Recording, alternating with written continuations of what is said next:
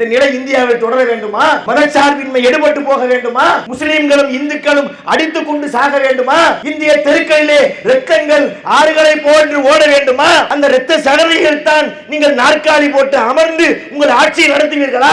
ஒன்றிய அரசை பார்த்து கேட்கின்றோம். ஊபியில ஒரு சிஎம் இருக்கிறார், ஆட்சி செய்வதற்கு ஒரு அருகதை இருக்கின்றதா? எந்த விதமான கட்டமைப்பும் இல்லாத ஒரு மாநிலமாக ஊபி கேவலப்பட்டு நிற்கிறது. தமிழகத்தை பார்த்து குறை சொல்றான் இவன்லாம். மருத்துவ துறையிலே தமிழகம் எங்கோ போயிருக்கிறது, கல்வியிலே வளர்ந்திருக்கின்றது.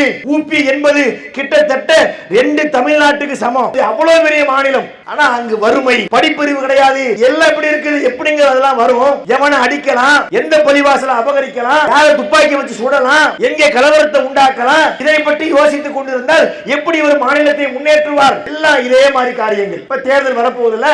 ஏற்கனவே முசாஃபர் நகர் என்ற பகுதியிலே கலவரத்தை உண்டாக்கி அதனுடைய விளைவாகத்தான் ஆட்சி பொறுப்புக்கு வந்தார். இப்ப அடுத்த தேர்தல் அண்மித்து விட்ட காரணத்தினால் இந்த பிரச்சனையை கிளப்பி விடுகின்றார்கள். அவங்களுடைய அஜெண்டாவே இப்படித்தான் இருக்குது. பள்ளிவாசலை அபகரிப்பது, முஸ்லிம் அடிக்கிறது, அவனுக்கு எதிராக சட்டம் போடுவது, வக்ஃபு நிலங்களை அபகரிக்கிறது.